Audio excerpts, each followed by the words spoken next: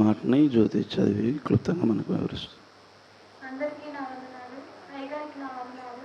ఈ రెండవ మాట వివరణ చదవడానికి దేవుడు నాకు ఇచ్చిన కృతజ్ఞతలు నేను ఎంతగానో వందనాలు తెలియజేసుకుంటున్నాను.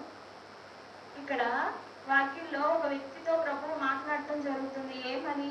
అందుకు ఆయన వానితో, నేడు నీవు నాతో కూడా పరదేశంలో ఉండువని నిశ్చయముగా నీతో చెప్పుచున్నాను అనెను.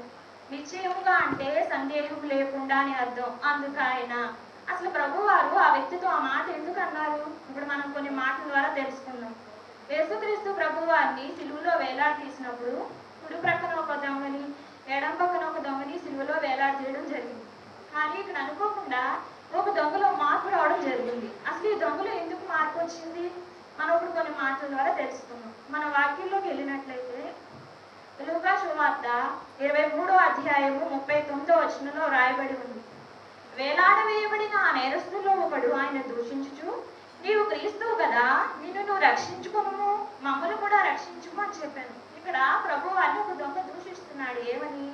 నువ్వు నిజమైన క్రీస్తు అయితే నిన్ను నువ్వు రక్షించుకోవచ్చు కదా, మమ్మల్ని కూడా రక్షించవచ్చు కదా అని ఇక్కడ ప్రభు వారిని దొంగ దూషిస్తున్నాడు. ఇక్కడ మనం చూసుకున్నట్లయితే ప్రభు వారిని ఒక దొంగే దూషిస్తున్నాడా, ఇద్దరు దొంగలు దూషిస్తున్నారా?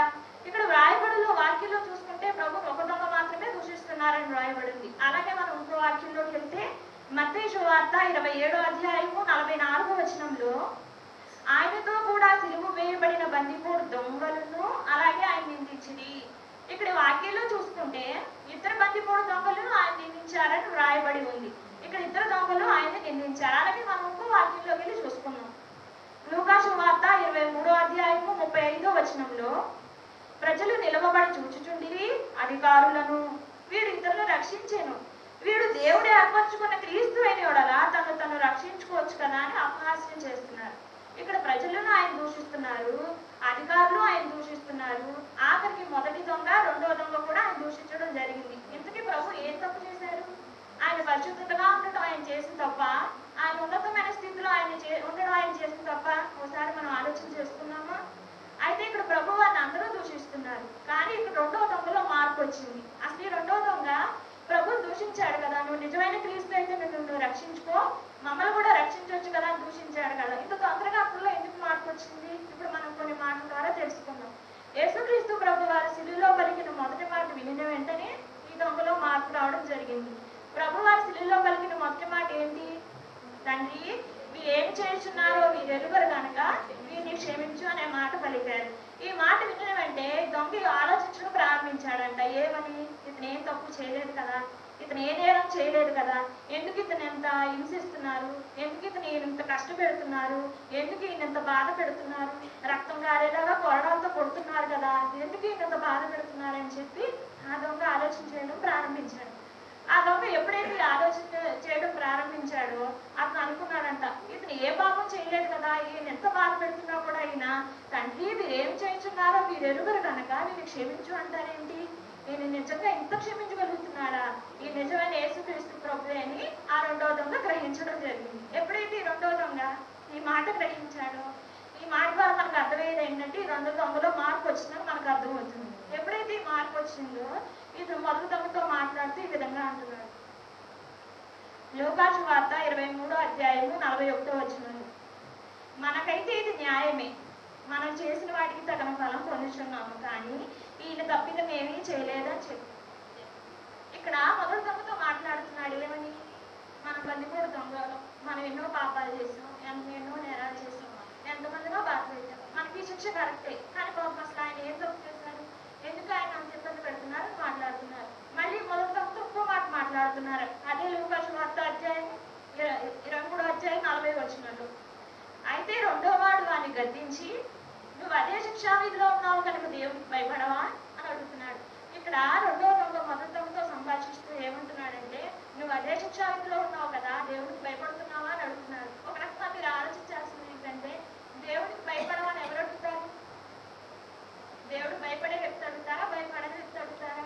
భయపడే వ్యక్తి అడుగుతారా? ఇక్కడ ఈయన దేవుడు భయపడుతున్నట్టు మనకు అర్థమవుతుంది. నేను మీకు విషయం తెలియజేయాలనుకుంటున్నాను. మనం కూడా ఎన్నో వాక్యాలు వింటున్నాం కదా, అయిగా చెప్పే వాక్యాలు వింటున్నాం, ప్రార్థనకి వెళ్తున్నాం, ఎన్నో మాటలు వింటున్నాం. మనం ఈ రెండో దొంగలే మనం మార్పు చెందుతున్నామా? మనం కూడా దేవుడికి భయపడుతున్నామా? ఒకసారి మనం ఆలోచన చేసుకున్నాం. మనం కూడా అదే శిక్ష భయపడుతున్నాం, ఎన్నో కష్టాలు అనిపిస్తున్నాం కదా, మనం కూడా దేవుడికి భయపడుతున్నామా? లేక మొదటి దొంగ వలె కఠినంగా ఉంటున్నామా?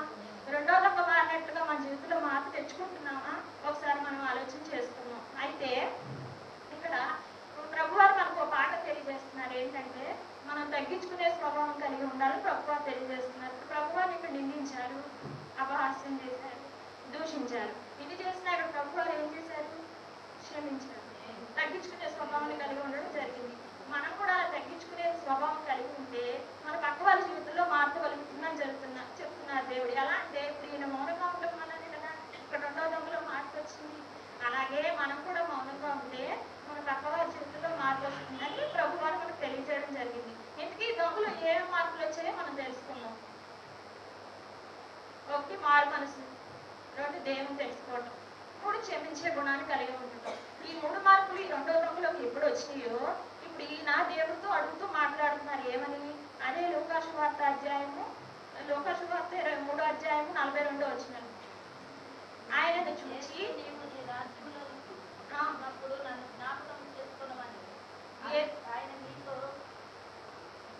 ఆయనను చూచి యేసు, నీవు నీ రాజ్యంలోనికి వచ్చినప్పుడు నన్ను కూడా జ్ఞాపకం చేసుకున్నాము అని. ఈ మూడు మార్పులు ఎప్పుడైతే ఆ రెండో దొంగలోకి వచ్చినాయో అప్పుడు రెండో దొంగ ప్రభుతో అంటున్నారు, ప్రభువా నీ రాజ్యంలోకి వచ్చినప్పుడు నన్ను కూడా జ్ఞాపకం చేసుకుంటావా ప్రభువా అని అడుగుతున్నారు. ఎప్పుడైతే ఈ మాట అన్నారో అప్పుడు ప్రభు వారు అంటున్నారు, అందుకు ఆయన నేడు నీవు నాతో కూడా పరదేశివై ఉండువని నిశ్చయంగా చెప్తున్నారు. అందుకే ఈ వ్యక్తితో ఈ మాట మాట్లాడడం జరిగింది. మనం కూడా ఈ రెండో దొంగలని మన జీవితంలో మార్పు తెచ్చుకున్నామా? మారు మనసు పొందుదామా? దేవుడు తెలుసుకుందామా? క్షమించే గుణాన్ని కలిగి ఉన్నామా? ఈ మూడు మార్పులు మన జీవితంలో తెచ్చుకుని మనం కూడా ప్రభుని అడుగుదామా? మీ రాజ్యంలోకి వచ్చినప్పుడు నన్ను కూడా జ్ఞాపకం చేసుకుంటావా ప్రభు అని మనం అడగగలుగుతామా? ఎప్పుడైతే మనం కూడా ఈ రెండో దొంగ వలె మార్పు తెచ్చుకుని మనం కూడా ప్రభు ఈ మాట ఎప్పుడైతే అడగగలుగుతామో అప్పుడు ప్రభు మనతో అంటారు, నేడు నాతో కూడా పరదేశంలో ఉండవని నిశ్చయంగా నీతో చెప్పుచున్నాను అనేను. మనకు కూడా అట్టి భాగ్యం, అట్టి ధన్యత కలగాలని కోరుకుంటూ ఈ మాటలు ఇంతతో